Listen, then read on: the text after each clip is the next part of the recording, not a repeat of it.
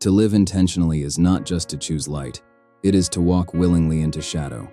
We speak often of purpose, clarity, and direction, as if they are things we can build with discipline alone. But beneath the surface of all self-improvement lies something older, something more honest. The parts of us we try to exile. Carl Jung called it the shadow, the disowned self, made of all we were taught to fear, to reject, to silence.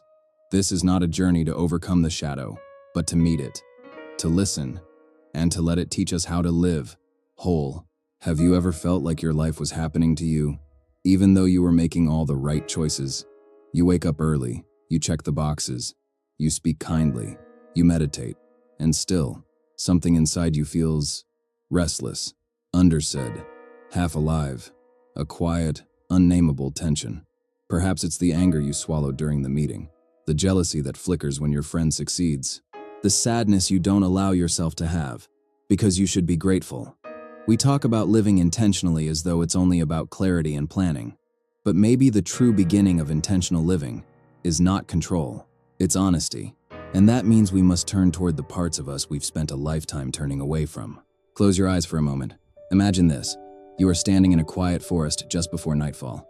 There's no path forward, only trees, only silence. And then, something shifts. A shape moves across the clearing. It is familiar and strange. It is you, but older, rougher, wiser. It is your shadow self. It does not smile. It does not flinch. It has been waiting. Now ask it. What part of me have I tried to forget? What do you carry that I refuse to name? What truth have you been protecting through shame, rage, or fear? And listen. Listen to what rises. Maybe you'll hear, I am the rage you suppressed to be good. I am the desire you buried to be acceptable. I am the truth you silenced to be loved. I have not come to destroy you. I have come to restore you. Shadow work is not about fixing the darkness. It's about listening to it with reverence. Most of us believe that to become better, we must become brighter, kinder, clearer, more disciplined. But wholeness is not brightness alone.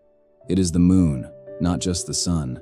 It is knowing where your boundaries live because you've met your anger. It is knowing what you long for because you've touched your envy. It is speaking with conviction because you no longer fear your shame. Jung once said, "One does not become enlightened by imagining figures of light, but by making the darkness conscious."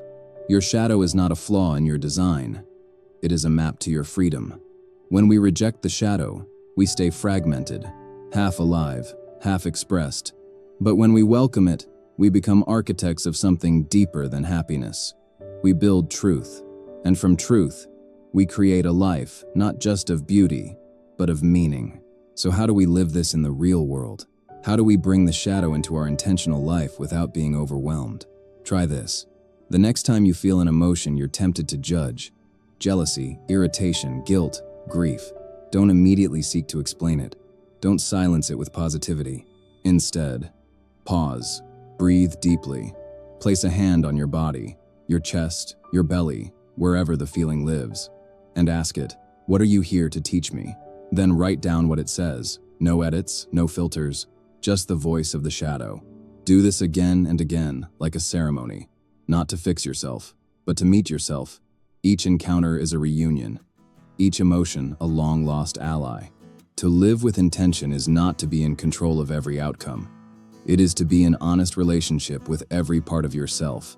It is to understand that the parts of you you once feared, your rage, your insecurity, your fear of abandonment, were never enemies. They were unclaimed messengers. The work is not to exile them. The work is to listen, learn, and lead from the center of your whole self. This is the alchemy of shadow integration. Darkness doesn't disappear. It becomes the ink with which we write a more powerful story. You were never meant to live a life made only of light. You were meant to live a life of depth, of contradiction, of holy tension. And so, the next time your shadow rises, don't turn away. Turn toward it. Bow if you can. It is not a mistake. It is your teacher. And in that meeting, something rare begins. You don't just survive your darkness. You create with it. You live with it. You become whole. If this meditation stirred something within you, don't rush to fix it. Sit with it. Take a walk in the evening light. Journal not from your goals, but from your shadows. And ask each day, what part of me still waits to be seen? Because the true path of intentional living is not the path that avoids the dark. It is the one that walks through it, with eyes open and arms wide.